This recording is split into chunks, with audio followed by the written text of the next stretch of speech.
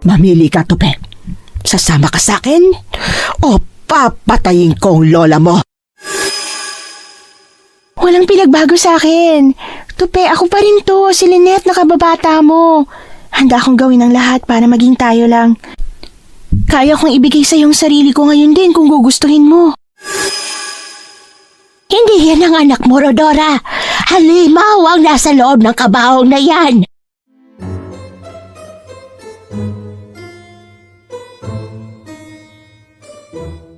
Sa buhay natin, napakahalaga kung kanino natin ipinagkakatiwala ang ating buhay.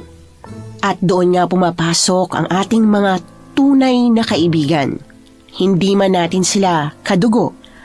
Alam mo na hindi ka nila iiwan at handa pang ipaglaban hanggang kamatayan.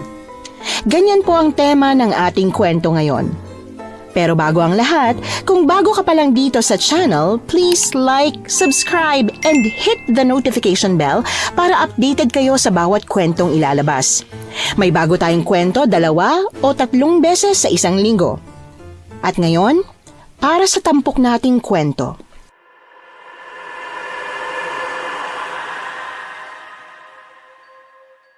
Naniniwala ka ba na kapag patay na ang isang tao ay hindi na maaaring mabuhay pa? Ngunit paano kung ikaw mismo ang makakita? Anong gagawin mo? Sisigaw ka ba o tatakbo? Si Cindy ay isa sa mga nakasaksi sa muling pagkabuhay ng isang patay. Ang inakala niyang imposible pala ay totoo at kanyang mararanasan. Ito ang kwento ni Cindy at ng kanyang mga kaibigan na sina Yula, Tope at Troy at kung paano nila itong natakasan ang isang nakakapanindig balahibong karanasan. Ang inakala niyang imposible ay totoo pala at kanyang mararanasan. Ito ang kwento ni Cindy at ng kanyang mga kaibigan na sina Yula, Tope at Troy. At kung paano nila natakasan ng isang makapanindig balahibong karanasan nang magpunta sila sa kamag-anak ng isa sa kanyang mga kaibigan. Ay, nako, sigurado ba kayong pupunta tayo sa lamay ng tiyahin mo, Tope? Para kasi nakakatakot. Oo naman Tsaka hindi ako pwedeng mawala ron. Ilang taon ko na rin hindi nakikita ang tiyaninin ko tapos sa burol at libing niya hindi pa rin ako makakapunta. Okay, pero hindi ba nakakatakot dun? Di ba liblib yung lugar ng tiyahin mo? Baka naman maraming aswang dun Bakit? Natatakot ka?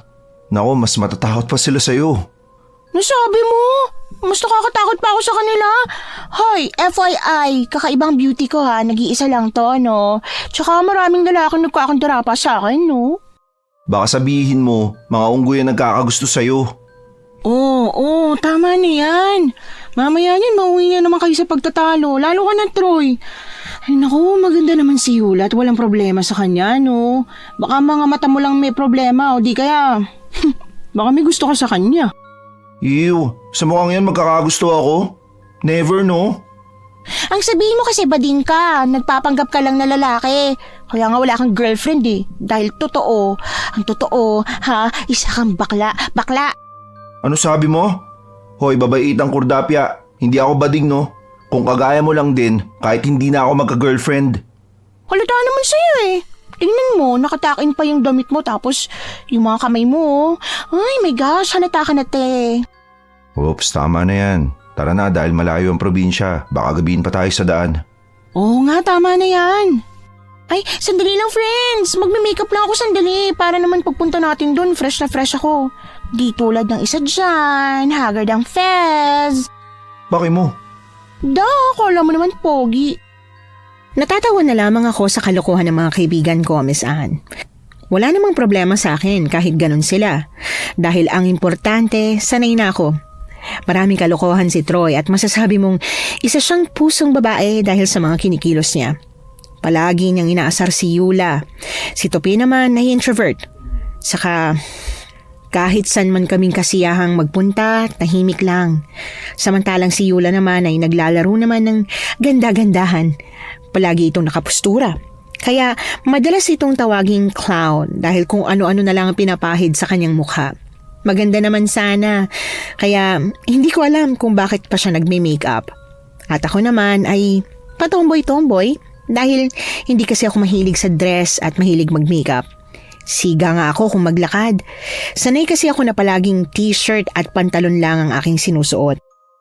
Ay, salamat natapos ka ng mag-makeup dyan. Anong oras na Siguradong gagabihin tayo sa daan nito. Sorry naman. Di ba pwedeng maging maganda naman ako para pag maraming taong makakita sa festla ko siguradong mapapahanga, di ba friends? Sira ka talaga, no? Ang sabihin mo, naglalaro ka na naman ng ganda-gandaan dyan. Ay, ewan. Kahit ano pang sabihin nyo, para sa akin, pang Miss Universe ang ganda ko, no? Hindi ba kayo nilalamig? Ang lakas kasi ng hangin eh.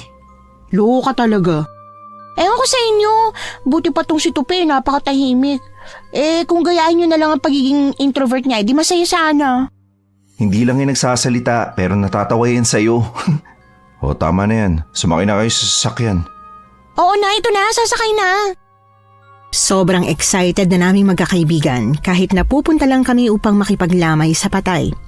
Ganito kami sa tuwing nababakante at lalo na kapag wala kaming trabaho. Kaya palagi kaming nagkakayayaan. Pumupunta kami kahit saan mang lugar ang gustuhin namin. Tulad ng mga pasyalan, kainan at iba pa. Wala namang kasing sumusuway sa akin dahil wala na akong mga magulang. Samantalang sina Troy, Yula at Tupe ay nagtatrabaho sa ibang bansa ang mga magulang. Halos magkakapatid na ang turingan namin sa isa't isa. Kahit na minsan ay nagkakatampuhan, agad din namang nagkakaayos. Ganun lang kami kaya masasabi kong napakatatag ng aming samahan. Hindi katulad ng iba na masaya pero may lihim na palang galit sa isa't isa. Habang nasa biyahe kami, nakatulog sina Yula at Troy. Dahil si Tope ang nagdadrive sa amin, paminsan-minsan nakikita kong tumitingin siya sa akin. Kaya naman nagkakailangan kami sa isa't isa. Nakatulog na ang dalawang pasaway. Oo nga mabuti na yun kaysa sumakit tayo nating dalawa. Tama ka, parang aso't pusa. Mamaya niyan, baka sila pa yung magkatuluyan pagdating ng panahon eh. Sigurado mangyayari yan dahil kita mo naman kung paano asarin ni Troy si Yula. Sa bagay, bagay naman sila. Kaso hindi mo kasi malaman kung lalaki ba o pusong babae yung kaibigan nating yan eh. Siguro nga. Matanong ko lang, malayo pa ba tayo? Medyo. Siguradong gagabihin tayo. Anong oras na ba? 2:30 na. Ay kasi naman ang bagal nitong babaita na to. Halos inubos na yata yung foundation sa mukha niya. Hayaan mo na. Mas bibilisan ko na lang yung pagmamaneho para makarating tayo bago magabi. Sige, Tope, matanong ko nga lang ulit. Totoo ba yung sinasabi ni Yula? Na merong mga aswang dun sa inyo? Mga naninirahan dun sa inyo? Hindi ko alam eh. Ano lang kasi, oo na totoo yung mga yon. Marami dun sa pupuntahan natin. Pero hindi ko alam kung meron pa rin hanggang ngayon.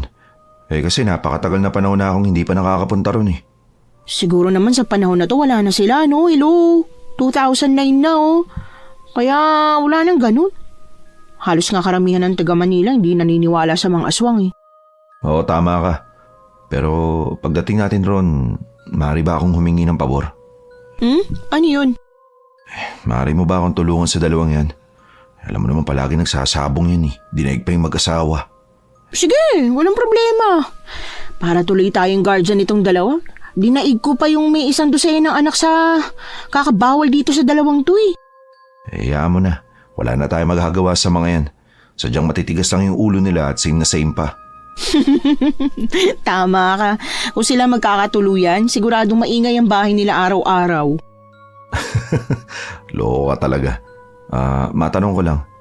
Wala ka bang balak mag-boyfriend? I mean, may nanliligaw ba sa'yo? Ha? Nanliligaw sa akin?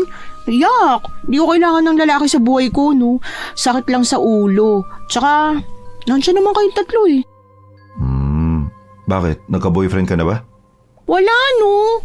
Pero halos karamihan ng babae laging sawi sa pag-ibig. Pagkatapos silang makuha ang gusto nila, iiwanan lang yung babae. Kaya lahat ng lalaki, pare-pareho. Grabe ka naman. Hindi lahat, no? Nandito ako, si Troy. Hindi naman kami ganun ah. Sorry naman. Basta mahirap pumasok sa relasyon yung walang kasiguraduhan. Wow, ang lalim naman nun. Sira. Sayang, gusto ko pa naman siya. Ano? May sinasabi ka ba? Wala. Matulog ka muna. Medyo malayo pa naman tayo eh. Aaminin ko, Miss Anne, na may tinatago kong lihim na pagtingin sa kanya. Ngunit hindi pwede dahil magkaibigan kami. Nagpa siya akong matulog dahil nakaramdam din ako ng antok. At 2 oras lang ang nakalipas ay nagising ako. Ganon din sina Troy at Yula. Malapit na ba tayo? Mukhang liblib na tong daraanan natin Oo, malapit na tayo. Ilang minuto na lang makakarating na tayo ron. Kailangan kasi natin magbagal dahil lubak-lubak yung daan. My gosh, nakakatakot naman dito. Parang walang naninirahan sa lugar na to Sigurado ka bang ito yung daan papunta sa inyo? Oo naman, hindi ako magkakamali ng daan. Tsaka maliwanag pa naman Grabe. Hindi nga nakakapagtaka kung merong mga naninirahang aswang dito sa inyo. Ang scary kasi ng paligid, napakadilim. Tsaka, ipadilim pa lang. Huwag kayong mag-alala, malapit na tayo. Kailangan lang natin magdahan-dahan. Medyo maputik at baku-baku kasing daan eh. Mukhang aabutan pa tayo rito ng tagulan, pre Aabutan talaga tayo ng ulan dito. Nakita mo naman, diba? Umuulan na. Tsaka, isa pa, makikipaglibing pa tayo. Nakikialam ka na naman. Garutay ka, hindi kita kinakausap. Ano bang pakialam mo? Gusto ko sumagot hanggat gusto ko, no? Oo, ayan na naman kayo. Magsitigil na nga kayo sa bangayan nyo. Baka naman pati dun sa bahay nila magbabangayin pa kayo Magkaroon naman kayo ng konting konsiderasyon. Natahimik naman sila dahil sa sinabi ko, Miss Anne. Nakita ko si Tope na natatawa at naiiling na lang. Kahit ganon ang mga ito'y nakikinig sila kapag ako nang nagsalita. Ilang minuto lang ang lumipas ay nakarating na nga kami sa kanilang tahanan. Nang pumarada ang sasakyan namin ay isa-isa na kaming nagsibabaan. Wala kaming nakitang tao sa labas. Pasado 7:30 na rin kasi ng gabi noon. Mabuti na lang ay huminto kahit papanong ulan. Malaki ang bahay at medyo may kalumaan na. Sigurado ka bang dito nakaburol yung tsahin mo, Tope? Oo. Siguro nasa loob yung mga tao. Kasi napakalakas ng ulan kanina eh. Kaibahan sa Manila, no? Mga friends, di pa ba tayo papasok? Ang scary, tsaka ang lamig na, Ay, ito na naman si Arte. Tara na. Kumatok na nga si Tope sa pinto, Miss Anne, at pinagbuksan siya ng isang babae na sa aking palagay ay kaedaran lang din namin. Maganda at balingkinita ng pangangatawan. Nakita kong natulala si Tope sa kanya at halata ditong namumula na ang mukha nito. Kaya naman nakaramdam ako ng insecurity. Kahit na hindi naman kami, ewan ko ba, parang nahuhulog na yata talaga ako sa kanya. Oh, Tope! Ikaw pala yan! Mabuti nakarating ka ng ligtas. Ang lakas pa naman ng ulan.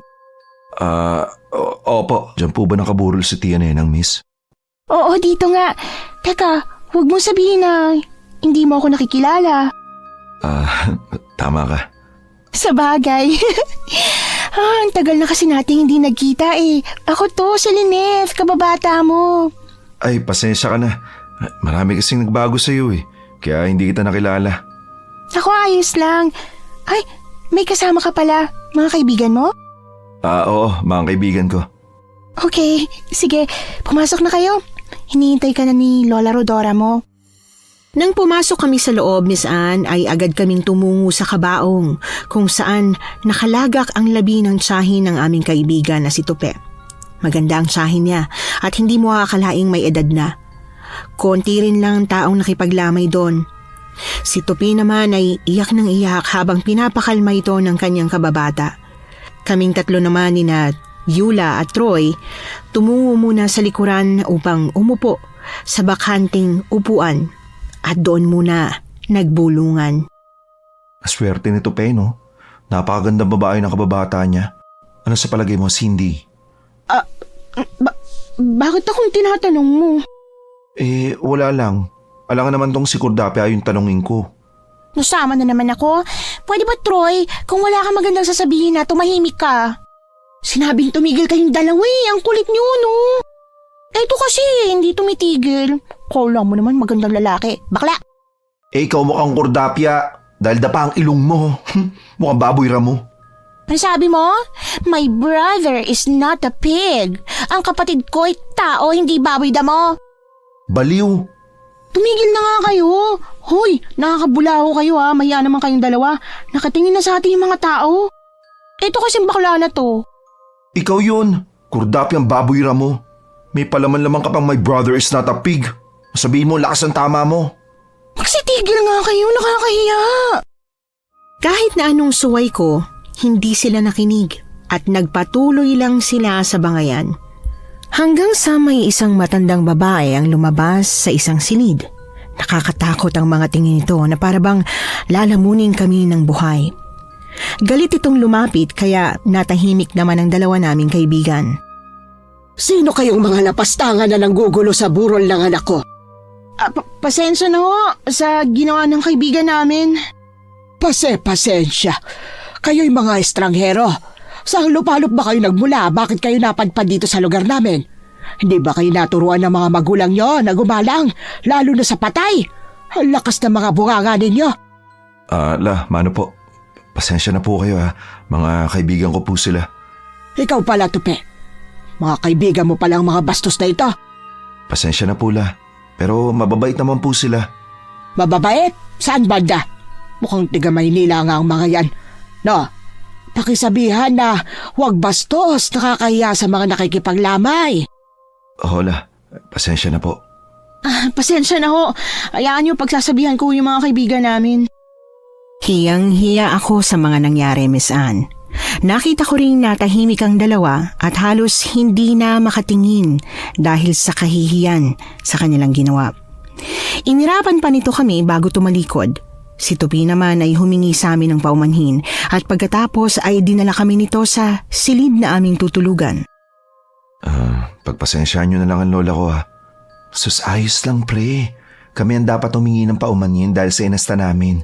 Pati tuloy ikaw napagalitan ng lola mo. Oo nga, Troy. Sorry ah. Pangako magbe-behave muna kami nitong bakla. Ni Troy. Mabait naman yun eh. Kaso ayaw niya lang talaga bastusin yung lamay ni Tia Nenang. Humingi na lang kayo ng paumanhin sa kanya ha.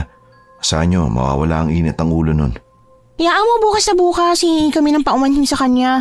Pasensya na talaga ah. Tupi, kakapalan ko ng fest ko. May pagkain ka ba dyan? Gutom na kasi ako eh. Sandali lang, kukuha ko kayo. Sige, salamat. Paglabas ni Tupi ay agad kong binalingan ng dalawa. At pinakiusapan nitong muli na huwag gagawa ng hindi maganda. Dahil baka pauwiin na kami ng matanda, lalo na't hindi namin kabisado ang lugar at isa pa'y bilang galang na rin sa patay. Pagbalik ni Tope ay may dala na siyang pagkain na inilagay niya sa mesa na naroon sa may silid. Wow, sarap naman ito! Oo nga pre, sino nagluto nito? Si Lola Rodora yung nagluto niyan. Alam nyo, kahit ganun lang yun. Pinagluto pa rin kayo nun. Pakisabi maraming salamat kahit na medyo nabastos siya ng 2 kumag na to. Sorry naman na, hindi kasi namin mapigilan. Paano ba naman kasi nakakainis talaga tong si Cordapia? Yula pala. Nako, eto na naman si Bakla. Balak na naman yata magsimula. Shh! Tumigil nga kayo. Nasarap tayo ng pagkain Baka mamaya naman layuan tayo ng grasya. Agad naman silang tumahimik at ipinagpatuloy ang pagkain. Nang matapos kami ay agad naman naming iniligpit ang pinagkainan. At pagkatapos, inilabas na yon ni Tupe. Mga ilang minuto ay agad din itong bumalik. Ano, nabusog ba kayo? Ay oo, paano ba naman napakasarap ng luto ng lola mo? Oo nga pre, dati bang chef ang lola mo? Hindi, masarap talaga siya magluto. Pero pre, maiba tayo. Napakaganda pala ng kababata mo, no? Nakalimutan ko yung pangalan nun. Analing ba? Tama ba? Hindi. Linda ang pangalan niya. Hindi ko nga nakilala, di ba? Oo, kababata ako yun. Simula bata pa lang kami, palagi kami magkasama at hindi mapaghiwalay. Kaso lumipat kami sa Maynila, kaya yun, hindi na kami nakita pa.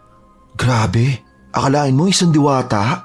Hanip ang ganda may boyfriend na kaya yun? Hindi ko rin alam Siguro oo, pero pwede rin wala. Ilang taon na siya, Frenny? Mukhang mabait.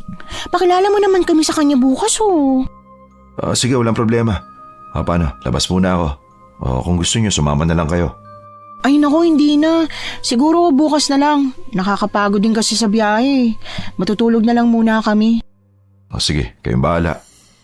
Ngumiti at tumangulang ito, Miss Anne. Nang lumabas ito ay inayos ko ng aking higaan. 4 ang higaan doon. Para bang pinaghandaan. Napakaganda din kahit na medyo may kalumaan.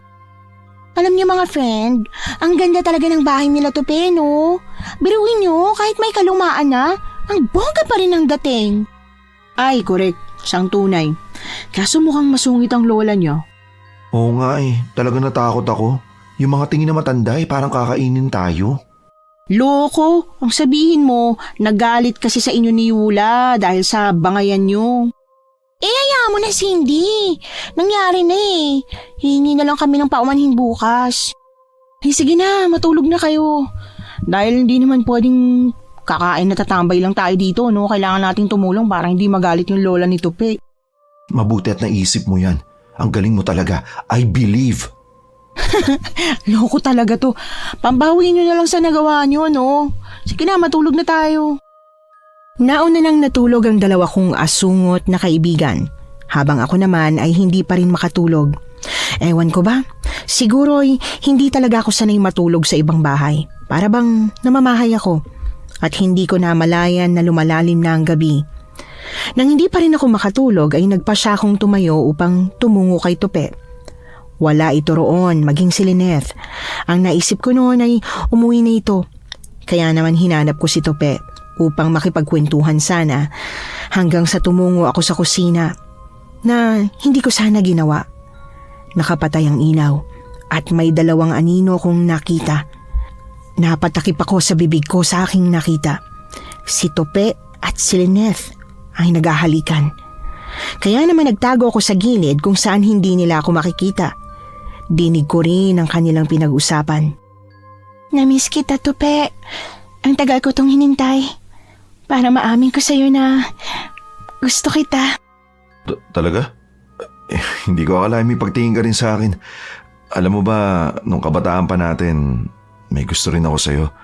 Pero... Talaga? May gusto ka rin sa akin? Masaya ako kung ganun. Gusto mo tayo na? Ha?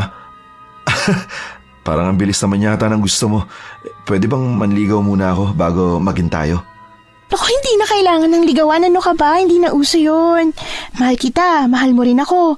Diba? Gusto ko simula sa araw na tayo na. Sigurado ka? Oo naman.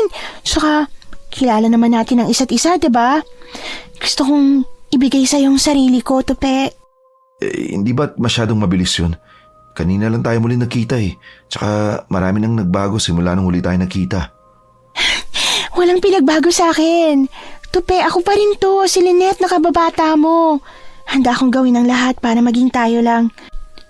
Kaya kong ibigay sa yung sarili ko ngayon din kung gugustuhin mo. Napatakip ako sa aking bibig dahil sa mga narinig ko. Hindi ko akalaing ganun lang kadali para sa katulad niyang babae na ibigay ang kanyang sarili. Kumbagay, easy to get. Ako naman ay nasaktan ng dahil doon, kaya bumalik na ako sa silid naming magkakaibigan. Pagpasok ko ay mahimbing ang kanilang tulog, kaya naman humiga na ako sa aking higaan. Aaminin ko, nasaktan ako, Miss Anne, dahil sa mga nasaksihan ko. Unang gabi pa lang yun. Hindi ko alam sa aking sarili kung bakit ako nag-i-emote, samantalang wala naman akong karapatan. Hindi ko na alam kung anong oras akong nakatulog. Kinabukasan ay maaga kami nagising. Hindi na namin naabutan si Tupi noon. Ay, ang sarap namang matulog. Grabe ang lambot. Tsaka ang bango ng higaan. Tapos ang lamig pa. Di ba, no, Cindy? Oh, bakit wala si Tope? Ang aga naman yata nagising nun. Paano? Nakipaglandian kagabi. Ha? Anong ibig mo sabihin? Nakipaglandian? With whom naman? Wala, ang bingi nyo. Ang sabi ko, baka hindi natulog. Ha? Parang di naman yata yun ang sinabi mo. Ay nako, magsipagligo na nga kayo tapos makilinis na rin ang tenga nyo. Sige na, mauna ka na, Troy. Sunod ako. Mahuli na lang to si Cindy. Mukhang nangangamoy selos eh. Mga sira. Pagkatapos naming maligo ay lumabas na nga kami. Wala nang ibang tao doon, kundi si Lola Rodora at sila Tupi na lang. Kaya pasimpleng pumunta sina Yula at Troy kay Lola Rodora. Humingi sila ng paumanhin at nakita ko namang ngumiti ang matanda. Ako naman, pasimpleng ginalugad ng mata ko kung nasaan si Tupi. At hindi nga ako nagkamali. Kasama nito si Lynette. Frenny, alam mo, napakabait pala ng lola ni Tupe, no? Frenny! Cindy! Abay, nalinti ka na. Mukha na tulala si Cindy. Mukha kami nangangamoy selos. Anong ibig mong sabihin? Ay, Frenny, kinakausap kita, hindi mo ako pinapansin. Nagsiselos ka, no? Hindi Ako? Magsiselos? O bakit nauutal ka? Halata na kaya, huwag ka na magkaila. Kilala namin yung mga tinginan mong yan. Alam namin yan. Kahit naman si Tope, aminadong may pagtingin din sa'yo. Ewan ko sa inyo. Kung ano-ano na lang pinagsasabi nyo, bahala kayo dyan. Hoy, Frenny, where are you going? Frenny! Lo? Saan naiinis? Iniwan ko sila ron dahil sa inis ko. Lumabas ako ng bahay at naglakad-lakad. Hindi ko na malayang nakalayo na pala ako sa bahay nila Tope. Habang pilit kong pinakakalma ang aking sarili. Pintik na yan, nakakainis. Nakakasira talaga ng araw. Sumama pa yung mga asungot na yun. Hoy, Nek. Ay, pala ka. Mukhang nag-iisa ka. Diyos ko, manong nakakagulat ho kayo. Pasensya na't ikay aking nagulat. Mukhang masama ang araw mo ngayon. Hindi ba't ikaw ang kasama ng aking pamangkin? Oo, kung ganun ho, suhin ho kayo ni Tope. Oo, ganun na nga. Siya nga pala, bakit ka nag-iisa? Meron ba kayong hindi pagkakaunawaan? Ano kasi, gusto ko hong mamasyal kaso nakakatakot ho pala dito. Napakaliblib, tsaka grabe nagtataasan yung mga puno. Nako, Iha, mahirap mapag-isa sa lugar na ito. Lalo na't hindi mo kabisado. At isa pa, wala kang kakilala rito. Napakadelikado para sa tulad mo. Bumalik ka na ron, baka hinahanap ka na ng mga kaibigan mo. Sige Manong. Naguluhan man ako sa sinabi nito ay sumunod na lang ako. Dahil tama ito na hindi ko kabisado ang kanilang lugar, lalo na't isa akong dayo. Pagbalik ko ay umupo na lang ako sa bakanteng upuan, sa labas mismo ng bahay nila. Ngunit habang nagmumuni-muni ako doon, Miss Anne, ay may isang tao akong nakita. Matandang babae. Nakamasid ito sa bahay nila Tope na parabang may tinitiktikang tao. Kinabahan talaga ako ron, Miss Anne. Kaya naman tumayo ako. Papasok sana ako nang makabunggo ko si Lynette. Aray! Naku, sorry, hindi ko sinasadya. Okay, pero sa susunod, pwede ba mag-iingat ka naman? Okay. Teka, sandali. May tanong ako sa'yo. Ano yon? Pansin ko lang na close kayo ni Tope, no? Gaano na ba kayo katagal na magkakilala? Kaibigan ko siya halos 6 na taon na. Ang tagal na rin pala, no? Wala ba siyang kinukwento sa'yo tungkol sa kabataan niya? Wala eh. Sige na, nagmamadali ako pasensya na. Agad ko itong iniwan kahit hindi pa ito natatapos magsalita. Imbis na pumunta ako sa pwesto ni Nayula ay dumiretso ako papunta sa silid. Pagsapit naman ng gabi ay nagsidagsaan na rin ang mga tao kahit na malakas ang bugso ng ulan. Habang palalim ng palalim ang gabi, sa hindi namin inaasahan ay may isang matandang babae ang pumunta ron. Nagtataka kami dahil may dala-dala itong maliit na bote at pagkatapos ay lumapit ito sa bangkay. At sa mga sumunod na pangyayari ay halos nagkagulo na. Hayop ka! Balak mo pang sunugin ang mga labi ng anak ko. Hindi yan ang anak mo, Rodora. Halimaw ang nasa loob ng kabahong na yan. Huwag kang gumawa ng kwento, tanda. Nanggugulo ka na nga tapos pagbibintangan mo pa na isa siyang halimaw, baliw ka na nga. Pagsisisihan mo ito, nangangalib ang buhay ng mga tao dito sa baryo. Alis, kundi tatawagin ko si Kapitan Castañeda. Babalik at babalik ako hanggat hindi ko nasusunog ang halimaw na yan. Nakakatakot ang matandang yon. Bulag ang isang mata nito at sobrang itim ng ilalim ng mga mata. Maging ang mga labi at gilagid ay nangingitim din. Nakakatakot ang mga tingin nito na animoy malulusaw ka. Hayop pang matandang yon, balak pang sunugin ang tiyang nenang mo. Lola, nasaktan ho ba kayo? May sugat ho kayo. Ay, huwag mo akong alalahanin. Ang importante, hindi niya nagawa yung balak niya. Maliit na sugat lang naman ito, malayo sa bituka. Gusto niyo ho ba na maiinom? Hindi na. Grabe naman yun. Sobrang nakakatakot. Nang mangyari yon ay nagsiuwian ng mga tao dahil sa takot na baka muling bumalik ang matanda. Kahit maulan ay umuwi pa rin sila. Magpahinga na kayo. Ako nang bahalang magpantay sa tiyang mo. Samahan mo na lang ang mga kaibigan mo. Sigurado ho ba kayo, Lola? Oo, narito naman si Lynette. May kasama akong magbabantay. Pagpasok namin sa aming silid ay agad na nagtanong si Troy at Yula kay Tupe tungkol sa matanda. Sinabi naman ni Troy na ikinuwento naman ni Tupe ang lahat. Isa pala yung dating albularya, ngunit hindi alam kung paanong nawala sa katinoan. Pagkatapos niyang ikwento sa amin ay nagpaalam na siyang lalabas muna upang samahan ng kanyang lola Rodora. Kami naman ay nagpasya na ring matulog. Kinabukasan pagising ko, nagpaalam ako kina Yula na bibili lang ako. Sasamahan sana ako ni Yula, ngunit ako nang umayaw. Dahil kaya ko naman. Pagkabili ko, Miss Anne, ay nakasalubong ko ang matanda at huminto ito sa aking harapan. May sinasabi siya sa akin na hindi ko maunawaan. Hinawakan pa nga nito ang mukha ko at talagang kinilabutan ako dahil doon. Napakaganda mo. At isang babae ang magiging anak mo. Nakikita ko sa iyong mabuti ang kalooban mo. Umalis na kayo rito bago pa mahuli ang lahat.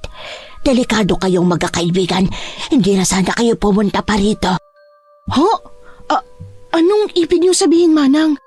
Mapanganib kung kayo'y magtatagal pa rito. Umalis na kayo hanggat hindi nagigising ang natutulog na halimaw. Teka, Manang, magkaroon ho sana kayo ng konting konsiderasyon man lang sa patay. Patay na nga ho yung tao hinuhusgahan niyo pa. Para rin sa inyo yan. Maniwala ka man sa hindi. Nagsasabi talaga ako ng totoo. Kung ayaw mo ay bahala ka. Ang importante, binalaan kita. Hindi naman ako nakasagot sa sinabi nito. May kakaiba sa matandang ito at pakiramdam ko ay nagsasabi siya ng totoo. Umalis naman ito doon pero bago tuluyang lumisan ay nagbanta itong babalik at susunugin ang bangkay ng tiyahin ni Tupe. Oh, Frenny, tagal mo ba't ngayon ka lang? Kasi yung matanda kagabi nakasalubong ko. Ha? Ayos ka lang ba? Hindi ka ba niya sinaktan? Hindi naman. Grabe yung matandang yun, nakakatakot no? Sana huminto na ang ulan para makabalik tayo ng Maynila kapag nailibig na yung tiyahin mo. Sana nga. Kalerky naman kasi yung matanda na yun. Hayaan nyo na. Bakit? Hindi ka ba natakot na bigla na lang pumasok tapos susunugin sana yung kabaong? Mabuti na lang nakita ni Lynette yung matanda, no? Kailangan bantayang mabuti ang kabaong. Siguradong babalik at babalik ang matandang baliw na yon. Tama ka, pre. Gosh, parang gusto ko na umuwi. Pangalawang araw pa lang natin, ang dami ng kaganapan. Nakakaloka. Ang arte mo? Parang ikaw ang bakla sa ingay mo, no? Hindi bagay. Che! Ang ingay niyong dalawa. Imbis na mawala tong inis ko, dinadagdagan niyo pa eh.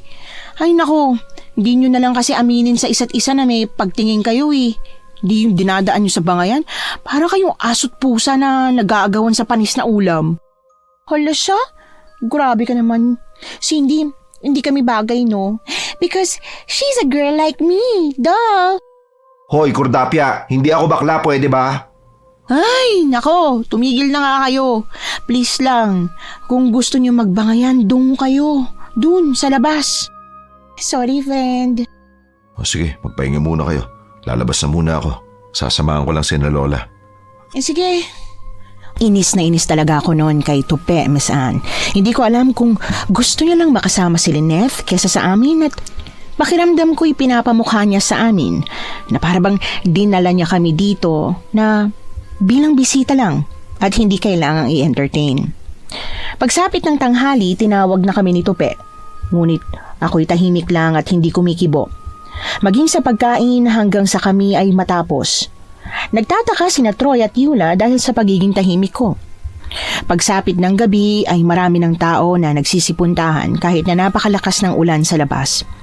Huling araw na ng lamay kaya kahit umuulan ay marami ang nagsidatingan. Dumating din ang pari na magbabasbas sa patay bago ang libing kinabukasan. Pasado 11:00 ng gabi nang simula ng pari ang pagbebendisyon sa patay. Mga ilang minuto lang ay bigla na lamang itong huminto sa pagsasalita. Mabilis itong lumayo sa kabaong sa hindi malamang dahilan na lubos naman namin ipinagtaka, Miss Anne. Father, anong nangyayari? Alis na ako. Sa iba mo na lang ipabendisyon na si Nenang. Pasensya na. Father, ano ho bang problema? Magsasalita na sana ito nang bigla na lamang gumalaw ang kabaong. Gulat na gulat kaming lahat ng naroon hanggang sa bumagsak nga ito. Bigla na lamang bumangon ang patay kaya naman nagsipaghiyawan ng lahat at kanya-kanya na ang pagsisipulasan. Oh my God! Nananaginip ba ako? Dito ako sa likod mo, friend. Nenang, paanong nabuhay ka? Anong nangyayari? Bakit ako nasa kabaong? Pasensya ka na, anak. Ang buong akala namin patay ka na. Dahil akala ko namatay ka dahil sa bagungon. Nagugutom ako. Gusto ko ng pagkain. Sige. Maaari niyo ba siyang ikuha na makakain sa kusina? Opo. Walang gustong kumuha ng pagkain sa kusina, Miss Anne. Dahil siguro sa takot, kaya naman ako na lang ang naglakas loob na kumuha ng pagkain. At pagkatapos ay inabot ko yon kay Lola Rodora. Salamat, Iha. Kumain ka na, anak. Sino siya? Siya ay kaibigan ng pamangkin mo na si Tupe. Kay bango ng yung dugo, babae. Maaari ba akong makainom kahit kaunti? Nabigla naman kami sa sinabi niya. Lalo namang gumapang ang kilabot sa aking katawan. Kaya naman lumayo ka agad ako doon. Hindi na nga marehistro sa utak ko ang pangyayari tapos ay nadagdagan pa ng kakaibang sindak. Grabe, nakakaloka, Frenny. Huwag ka nang maingay. Nenang, buhay ka. Paano nangyari to? Ikaw pala aking pamangkin. Hindi ako patay. Buhay na buhay ako. Anak, ano ba talagang nangyari sa'yo? Ako'y natulog lamang. Pagising ko ay ganito na ang nangyayari. Pasensya ka na, anak. Ang buong akala ko'y patay ka na. Kaya ba nasa loob ako ng kabaong? Nakakasama kayo ng loob. Buhay pa ako. Pinapatay niyo na. Pagpasensyahan mo na ako, anak. Magbihis ka na. Tulungan mo ako, Tupe. Itayo natin ang tiyang nenang mo. Oo. Agad namang sumunod si Tupe. Tinulungan niyang tumayo ang kanyang tiyahin, ngunit hindi nakaligtas sa aking paningin ang pagtitig at pag-amoy sa kanya ng kanyang tiyanenang. Hindi ko alam, Miss Anne, kung ako lang ang nakapansin nun. Dahil sa takot ko ay tumakbo ko patungo sa aming tinutuluyang silid. Nakita ko rin si Yula at Troy na nagmamadali ding sumunod sa akin. Iniwan mo naman kami doon, Frenny. Grabe ka naman. Pasensya na. Hindi ko alam gagawin ko eh. Nakakatakot kayo na sa harapan mo mismo na mabubuhay yung patay. Kaya nga, alam niyo ba, nakakapagtaka lang ha. Parang may hindi magandang pakiramdam sa tiyahin ni Tupi. Hindi ko na maipaliwanag pero parang may bad energy ako nasasagap sa kanya. God, parang gusto ko nang umuwi. Hindi ko kaya magtagal dito sa lugar na to na may kasamang patay sa isang bubong. Sige, mauna ka na. May bagyo at masyadong maputik ang daan. Ano sa tingin mo, makakadaan ka? Kasi naman nakakatakot kaya. Huwag niyo sabihin, hintayin natin matapos ang bagyo bago pa tayo umuwi. Wala tayong magagawa. Alam mo, Troy, tama yung sinabi mo eh. Hindi niyo ba napansin kanina yung pagtitig tsaka yung pag-amoy ng tsahin ni Tupi sa kanya? Oo, napansin ko rin. Ako rin. Gosh, sobrang nakakatakot. Basta, mag-ingat na lang tayo sa tiyahin niya. Hindi pa rin marehistro sa isip ko, Miss Anne, ang mga kaganapan. Hindi na nga kami nakatulog ng gabing yon at pagsapit ng umaga ay wala ng ibang tao ang gusto pang pumunta. hindi ko naman sila masisisi. Kahit sino naman ay matatakot kapag nasaksihan mo ang patay na muling nabuhay.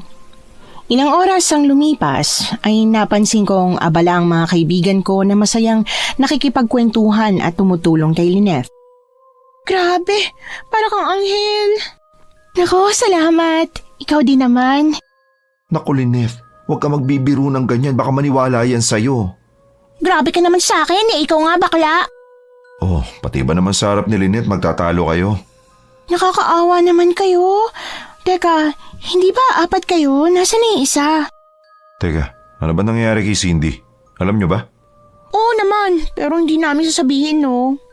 Hayaan nyo na. Baka may dalaw ang kaibigan nyo. Nandito naman kami ni Tope.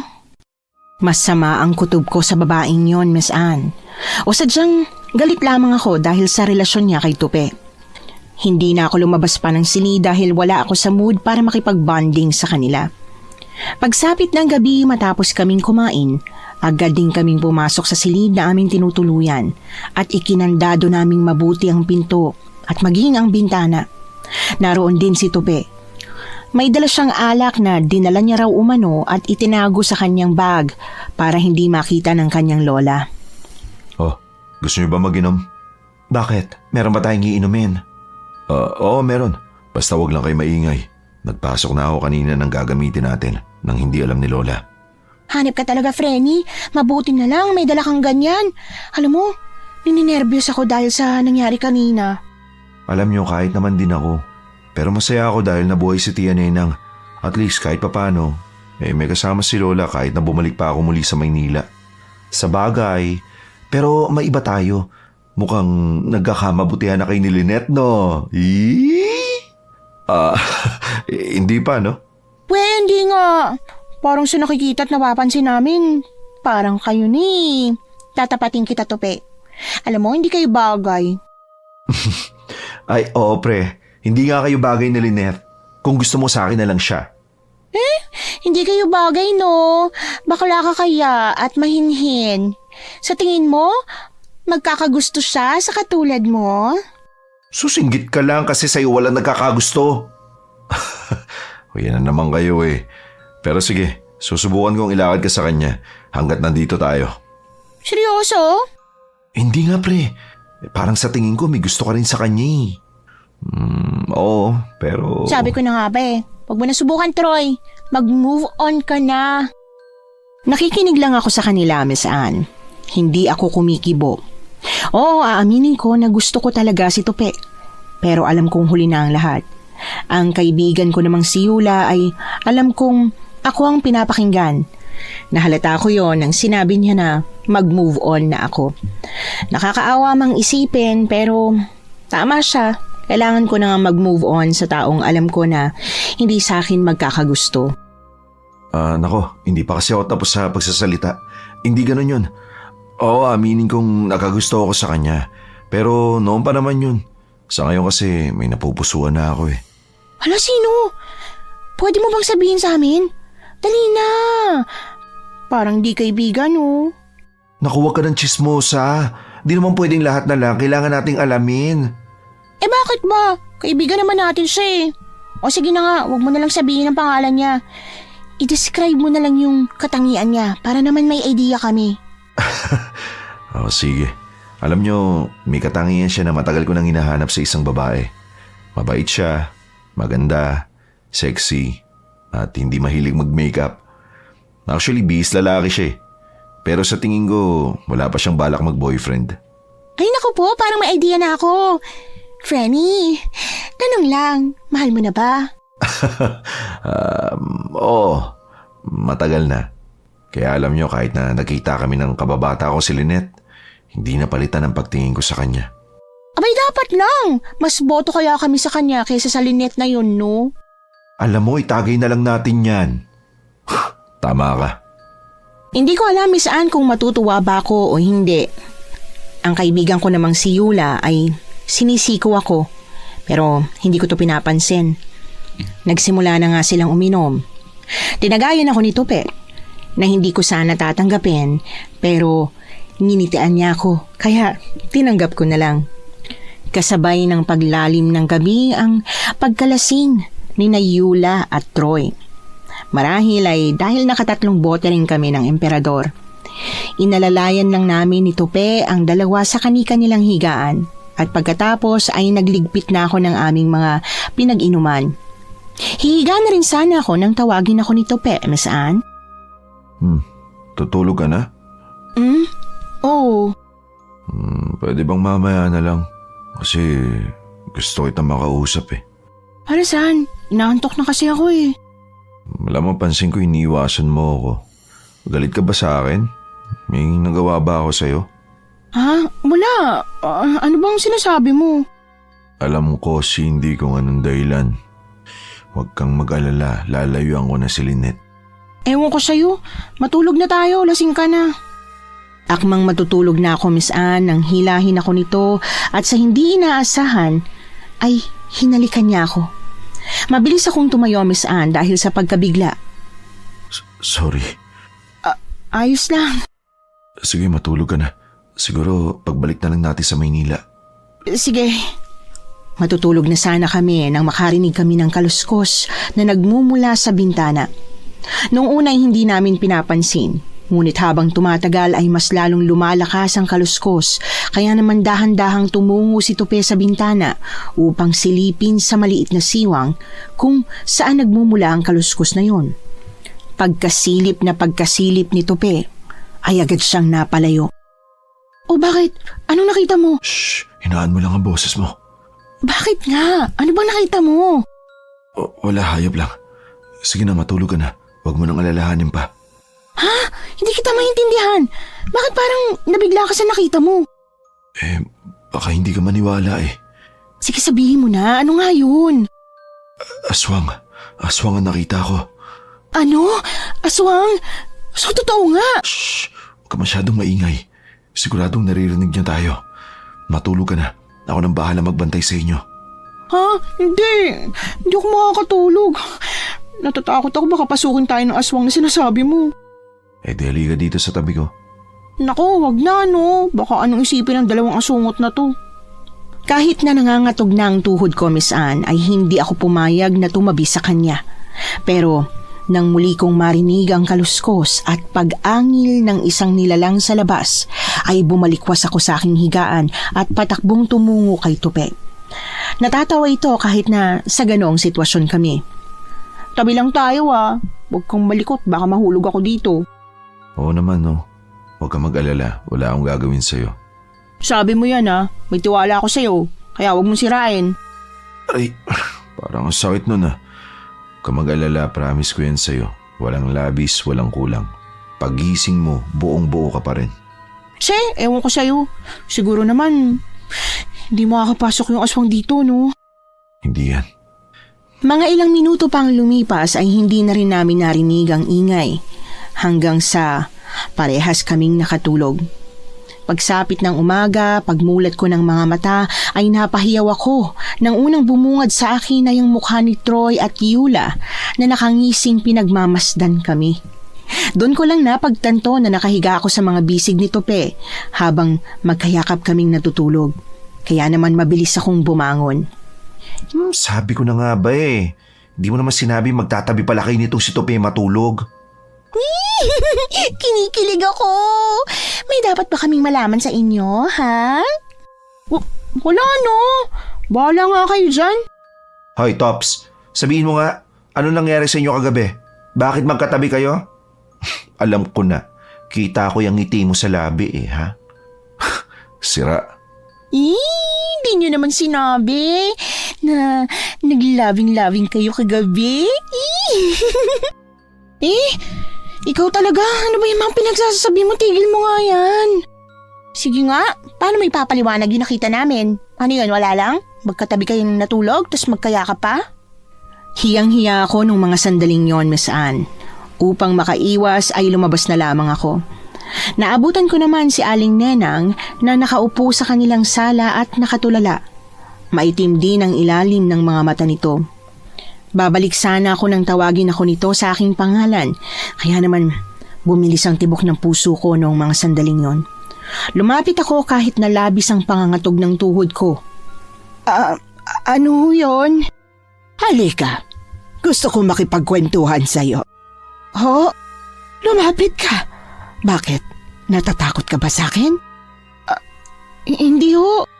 Ikaw ba kasintahan ng pamangkin ko? Hindi ho. Magkaibigan lang ho kami. Sigurado ka? Ngunit bakit ibang nararamdaman ko? Layuan mo siya. Dahil si Lynette lang ang natatangi para sa kanya. Huwag ho kayong mag-alala. Magkaibigan lang ho kami, hanggang dun lang ho talaga yon. Mabuti nang magkaliwanagan. Dahil hindi mo gugustuhin ang kaya kong gawin. Patakbo kong lumabas ng bahay. Hindi ko alam kung saan ako pupunta. Hindi ako makahinga, Miss Anne. Labis akong nanlulumo sa aking mga narinig mula sa tiyahin ni Tupe. Umuulan pa ng mga oras na yon. Habang ako ay nag-e-emote, ay may isang matanda na lumapit sa akin. Naalala kong ito yung matandang nanggulo nung lamay ni Aling Nenang. Gumising ng halimaw, hindi ba? Manang, nakakagulat naman ho kayo. Sino ho bang sinasabi niyong halimaw na nagising? Yang si Nenang. Totoong patay na siya. Hindi na si Nenang ang nasa katawan niya, kundi ang katauhan ng isang mabangis na aswang. Ho? Sigurado ho ba kayo? Inaakala ng lahat na ako isang paliw, pero nagkakamali sila. Patay na si Nenang at nasaksihan ko yun kung paano siya patayin ng aswang at kunin ang katawan niya. Kailangan niyo nang umalis sa lalong madaling panahon bago pa mahuli ang lahat. Paano ho? May bagyo ho, kaya imposibleng makaalis kami, lalo na't yung daraanan namin siguradong bumabaha na. Kung gano'n matatagalan pa kayo rito. Oo. Teka nga ho, Lola. Bakit ko dapat paniwalaan ang mga sinabi niyo? Bigyan niyo po ako ng dahilan. Isa akong albularyo, Ineng. Marami na akong nakatunggali na kagaya nila. Para maniwala ka sa sinasabi ko, ay gawin mo ang aking sasambitin. Ho? Ano yun? Sa tuwing sasapit ang gabi, mga pasado 10:30, ay magpapalit ito ng anyo. At kung maglakad ay patras imbis na pasulong. Hindi rin ito kumakain ng hilaw na karne. Kagabi ho, Manang, may nakita hong aswang yung kaibigan ko. Ibig niyo ho bang sabihin yung aswang na nakita ni Tope at si Aling Nena, iisa? Ganon na nga.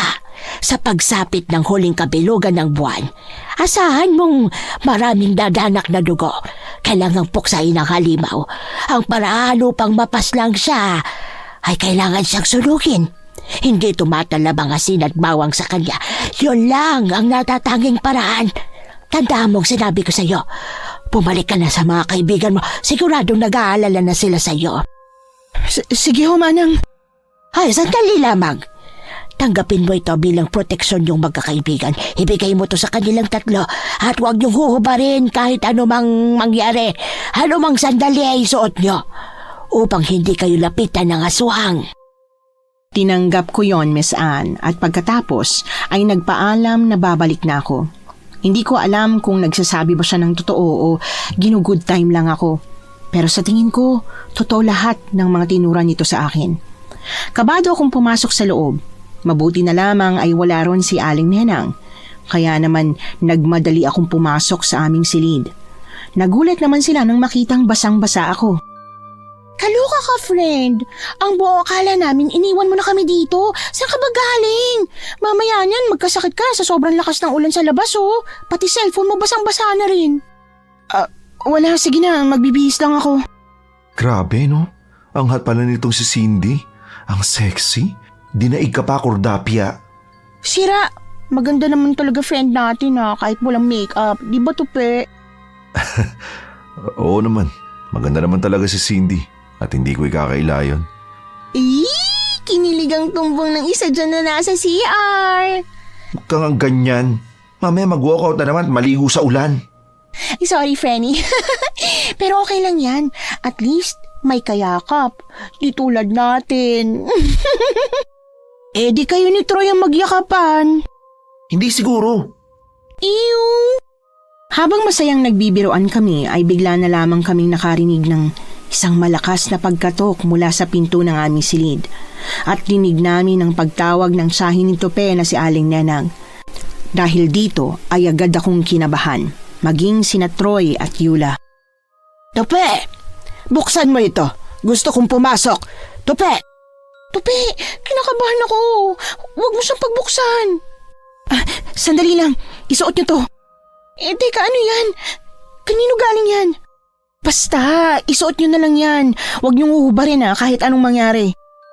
Ano tong ipapasuot mo sa amin? Naku naman, Cindy. Ay, bahala nga kayo. Tope! Kanina pa akong tumatawag. Bakit hindi mo man lang buksan ang pinto? Sandali lang, Chang. May ginagawa ko kasi ako. Ganun ba? Nasa labas kasi si Lynette. Gusto niya sanang makausap ka. Sige, Chang. Lalabas na ho kami. Sige. Magpapaiwan sana ako, Miss Anne. Ngunit mabilis akong hinila palabas ni Yula. Kaya naman labis akong naiinis. Nakaupo itong si Lynette katabi ni Lola Rodora at Aling Nenang. Tahimik lang akong umupo sa isang tabi dahil ang mga matatalim na titig na ipinupukol ng tiyahin ni Tupi sa akin ay talagang nakakapangilabot. Apo, kanina ka pang hinihintay nitong si Lynette. Pasensya na, Hola. May ginagawa ko kasi kami. Para saan na po? Sa balak ko naming negosyo pagbalik po namin ng Maynila. Ay, magandang balita yan. Tope, mas maganda kung dito ka naman nirahan kasama namin. Yun din naman ang gusto ng nanay mo na dumito ka na lang. Nag-usap na ho kami ni Inay tungkol ho dyan, Chang. Kung ganun babalik ka pa doon. Samantalang nandirito sa probinsya ang mga kamag-anak natin. Tsaka, paano si Lynette? Iiwan mo lang? Chang, kasama ko ang mga kaibigan ko. Kaya huwag niyo na ho akong alalahanin. Tsaka makikita pa naman ho kami nitong si Lynette kapag dumalaw ako. Hindi pwede. Hindi ka aalis dito. Huwag kang mag-alala. Ipapahatid ko sila kay Mando sa terminal. At ako nang magbabayad ng pamasahin nila. Pero ikaw, mananatili ka rito kasama si Lynette. Hindi ho pwede, Chang. Nasa Maynila na ho ang buhay ko. Matanda na ho ako, Chang. Kaya ko na po yung sarili ko. Hindi.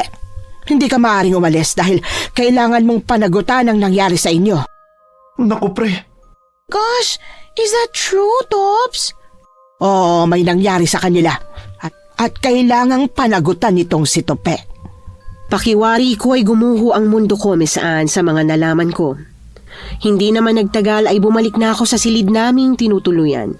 Sumunod naman sina Yula at Troy. Okay ka lang, Frenny? Okay lang. Bakit? Ano bang hindi ko dapat ika-okay? Yung kay Tupi, tsaka dun sa haliparot na yun. Ano ba kayo? Ayos lang. Tsaka, walang kaso sa akin yun, no? Masaya ako para sa kaibigan natin. Alam mo, bilib din ako sa'yo. Kahit nahalata na, pinapakita mo pa rin okay ka. Simula nga nang mangyari yon, Miss Anne, ay hindi ko nagaanong kinikibo si Tupe. Kasabay noon ang mga nakakilabot na pangyayari. Lumipas ang 1 linggo naming pananatili doon ay may mga insidente pang hindi inaasahan. Dahil sa tuwing sasapit ang umaga, ay may natatagpo ang bangkay na gutay-gutay ang katawan at nawawala na ang mga laman loob. Napapansin din namin ang pagbabago ng itsura ni Aling Nenang. Para bang mas bumata itong tingnan. Aba, mukhang nagmumukhang bata si Aling Nenang Pansin ko nga. Ikaw ba, Cindy? Ano sa tingin mo? Oo, basta sinasabi ko sa inyo mag-ingat kayo sa kanya. Bakit? Dahil ba sa sinabi sa inyo ng matanda? Hindi, dahil alam ko. Ha? May dapat ba kaming malaman? Hindi siya pangkaraniwan. Hindi niyo ba napansin yung pagbata ng mukha niya, yung mga kinikilos niya? 3 araw pa lang ang lumipas mula nung magising siya sa kabaong. Tapos, ang dami nang nag-iba sa kanya. Natatakot na naman ako, Frenny. Hindi pa kasi tayo hatid ni Troy. Maghintay na lang tayo ng ilang araw pa. Titila din ang ulan na yan. Tama si Cindy. Sa tingin ko hindi nasasama sa atin si Tope pagbalik ng Maynila. Nakakalungkot naman kung ganun. Yaan nyo na lang siya. Ang importante makauwi tayo ng ligtas.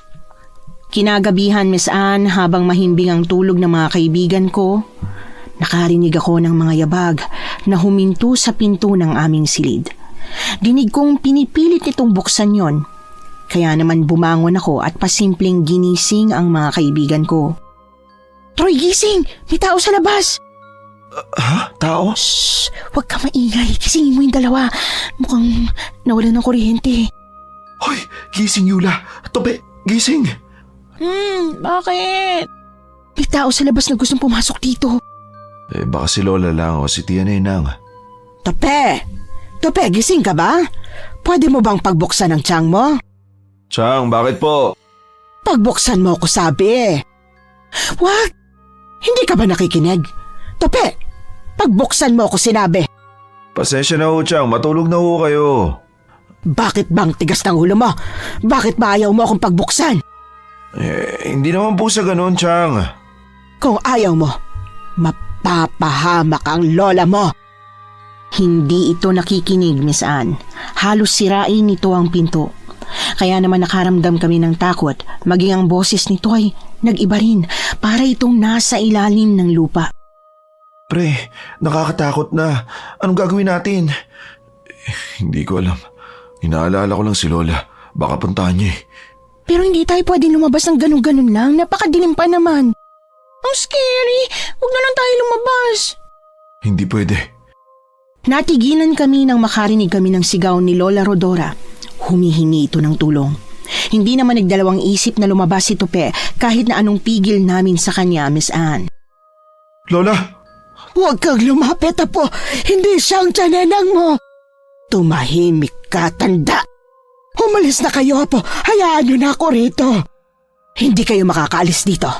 Kapag sinubukan niyong tumakas, ay pagpipira-pirasuhin ko ang katawan ng matandang ito. Makinig ka sa akin, Tupe. Sumama ka sa akin. Huwag kang makinig sa halimaw na ito, Apo. Umalis ka na! Sinabi ng tumigil ka.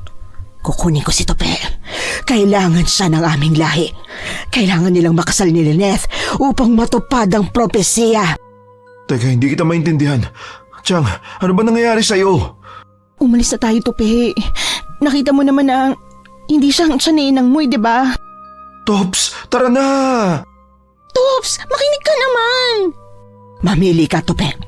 Sasama ka sa akin o papatayin ko ang lola mo. Huwag po, matanda na ako. Hayaan niyo na ako. Ayaw mo talaga, ha? Nagulat kami, Miss Anne, nang unti-unting humaba ang mga kuko ni Aling Nenang. Naging pulang-pula rin ang mga mata niya at ang dating maganda niyang balat ay napalitan ng mabalahibo at naaagnas na kutis. Tumutulo rin ang laway nito at nagsimula ng lumabas ang mga pangil. Ang matutulis nitong kuko ay binaon niya sa tiyan ni Lola Rodora. Napaiyak na lang ito sa sobrang sakit. Huwag! Pakiusap! Huwag mo siya saktan! Kung gano'n ay sumama ka sa akin. Wag! Tupe, wag mo gawin! Naiinip na ako, Tupe. Alam kong mahal mo ang lola mo. O sige, pupayag na ako. Ibigay mo muna sa akin si Lola. Hayaan mo silang makaalis. Madali naman akong kausap. Inihagis nito si Lola Rodora sa kinatatayuan namin. Hinang-hina na ito dahil umaagos ang dugo mula sa natamo nitong sugat. Inalalayan namin ito upang makatayo at lalabas na sana kami nang makita namin ang isang nilalang na papasok ng bahay. Nakabistida itong puti, ngunit ang wangis nito ay hindi kaaya-aya. Sa tingin niyo ba makakatakas pa kayo rito? Ang pangit! Anong gagawin natin?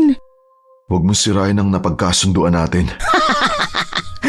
Ang mortal na kagaya mo ay inutil. Madaling malinlang. Hayop ka! Niloko mo kami! Patawad, mahal ko. Pagkain na rin namin ang mga yan. Kung ganun isa ka ring aswang, buong akala ko napakabuti mo. Nagkamali ako. Isa ka palang halimaw. Hindi na namin alam kung anong gagawin namin sa mga oras na yon, Miss Anne, dahil hindi kami makakalabas ng pinto sapagkat naroon ang isa pang aswang. Tupe, pagbilang ko ng 3, papasok tayo dito sa kwarto. Bilisan niyo kilos ang bagal yung 2. Sige. 1, Grabe, para tayo nagpapatintero nito ha. 2, 3, madali na, bilisan niyo. Mabilis kaming pumasok sa kwarto at nilakyon ng mabuti ni Tope. Dinig namin ang dalawang nilalang na umaangil at tila galit na galit. Halos sirain nila ang pinto kaya pinagtulungan naming iharang ang mga kagamitan. Kailangan natin makaalis sa bahay na to. Kasi naman Lord, gusto ko pa pong mabuhay. Gusto ko pa pong mag-asawa, please. Ay, nasa ganitong sitwasyon na nga, inuuna pang hilingin yung pag-aasawa. Tupe, kung hindi tayo makakalabas, kailangan natin lumaban. Paano? Wala tayong sandata. Tsaka, sigurado ba tayong makakaya nating labanan ng mga aswang na yun? Kailangan natin sumugal. Hindi tayo makakaalis kung hindi tayo lalaban. Papatayin at papatayin nila tayo, sigurado yun. Tama ka. Kailangan lang nating maghanap ng bagay na maaaring nating ipanglaban. Naalala ko na, sinabi ng matanda kung paano natin mapapatay ang mga aswang na yun. Paano? Susunugin natin sila. Paano natin gagawin yun? Nasa labas ang diesel. Kami nang lalabas, dito lang kayo. Kailangan ko na tulong mo, Tupe. Hindi na. Ako nang lalabas. Ayoko mapahama kayo. Ako ang nagdala sa inyo sa sitwasyong to. Hindi, magkaibigan tayo, Tupe. Hindi ako papayag na may mangyari sa'yo. Nakahanda ako kung ano man ang pwede mangyari. Sige. Basta huwag kang lalayo sa tabi ko. At tumahimik ka lang. Siguradong nandyan lang sila. Naghihintay paglabas natin. Bago kami lumabas ay kinuha ni Tope ang bakal na maaari naming panangga. Kabado naming binuksan ang pinto. Madilim ang paligid, tanging liwanag lamang ay ang kidlat. Ramdam naming nariyan lang sila, nakamasid. Dahan-dahan kaming pumunta sa kusina, ngunit laking gulat namin nang bigla na lamang lumitaw mula sa harap namin ang dalawang aswang. Sa tingin niyo ba makakatakas kayo? Huwag kang alis sa tabi ko, Cindy. Anong gagawin natin, Tupe? Maganda ka. Sa isang iglap ay sinunggaban kami ng dalawang aswang. Nasa ibabaw ko na ang isa at gusto na akong lapain, ngunit mariin kong sinangga ang bakal. Nakipagbuno kami sa mga ito hanggang sa makakuha kami ng tiyempo na makatakbo. Marami na rin sugat akong natamo, ganoon din si Tope. Bago kami lumabas ng kusina ay kinapakapa muna namin ng itak. Nakuha naman yon ni Tope. Kaya naman pinaghandaan nito ang isang aswang na nakaamba na sa aming sumunggab. Mabilis niya itong inundayan ng taga, kaya naman naputulan ito ng ulo. Napaangil ng ubod lakas si Lynette dahil sa nangyari sa kanyang tiyahin. Hindi naman namin napaghandaan ang pagsugod nito dahil sa bilis at liksi. Bigla na lamang tumilapon sa pader si Tope. Kaya naman sinunggaban ako nito. Hirap na ako dahil sa lakas nito marami na akong kalmot na natamo, Miss Anne. Ang akala ko'y katapusan ko na. Ngunit sa hindi inaasahan ay bigla na lamang naputol ang ulo nito at sumirit ang berdeng dugo nito. Mabilis akong bumangon at yumakap kay Tope. Shh! Ligtas ka na. Tapos na. Akala ko katapusan ko na. Hindi mangyayari yun. Halika na. Puntaan na natin sila Lola. Inalalaya naman ako nitong maglakad kahit na hinang-hina na kami pareho. Tinawag namin sina Yula at agad naman kami nitong pinagbuksan. Labis siyang lumuha nang makita ang aming kalagayan. Niyakap ako ng kaibigan ko. Ano nangyari? Nasaan na sila? Wala na sila. Si Lola, kumusta? Kailangan na nating dalhin si Lola sa ospital. Isang linggo makalipas ang nangyari. Magaling na si Lola Rodora, kaya naman nakalabas na ito ng ospital. Napag-alaman ng lahat ang mga nangyari at nagulat din sila na ang mga aswang na umaatake pala sa kanilang bayan ay sina Lynette at ang tiyahin nito na nagbalat kayo bilang si Aling Nenang. Dahil handa na rin naman kaming kalimutan ng mga malagim na kaganapan, ay umuwi na kami. Sumama naman si Tope sa amin pabalik sa Manila. At hindi naman nagtagal matapos kaming makauwi, ay sinabi nito ang matagal na niyang gustong ipagtapat sa akin. Sa kabila ng lahat ng nangyari, Cindy, nais ko lang sabihin na gusto kita. Talaga? Niloloko mo naman ako eh. Hindi, no? Tsaka huwag ka nang umiyak. Tsaka alam mo ba, ikaw ang gusto ko makasama habang buhay. Mahal kita. Mahal na mahal kita, Cindy. Mahal din kita. Nung araw na umamin sa akin si Tupe, Miss Anne, ay agad ko rin naman siyang sinagot. Lumipas ang ilang mga taon at nagpakasal na kami. At si Yula at Tupi naman ay nagkatuluyan din.